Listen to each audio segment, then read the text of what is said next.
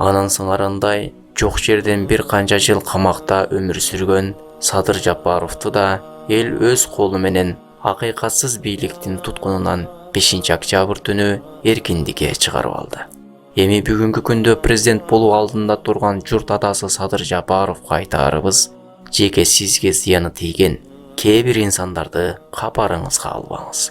Жана кээ бир ошондой инсандар тоогурдап камакта узак убакыттан бери жаткан болсо, айкөлдүк кылып аларды дагы да чыгара бериңиз. Себеби алар тентектик кылып шайтанга азгырылып калды. А бирок мамлекетке, элге, динге зыян жеткизгендерге айкөлдүк кылууга болбойт. Себеби булардын кылыгынан жалпы эл зыян тартты. Булардын жана булардын шакирттерин, балдар кыздарын кызматка алып келбеңиз.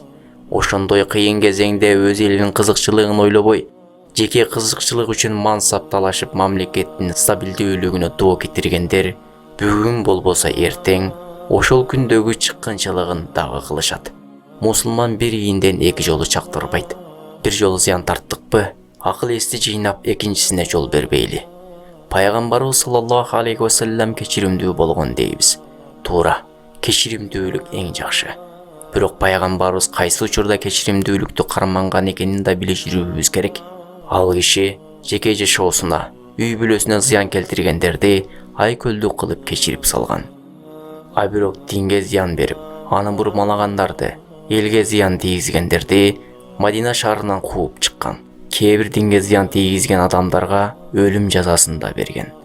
Туура, бизде өлүм жазасы жок. Бирок ошого жараша мыйзам боюнча аракеттерди көрүү керек. Ошондуктан сак болуңуз. Жана теги чыккынчыларды жоопко тартып, бийликке жакын жолотпоңуз. Ассаламу алейкум рахматуллах ва баракатух.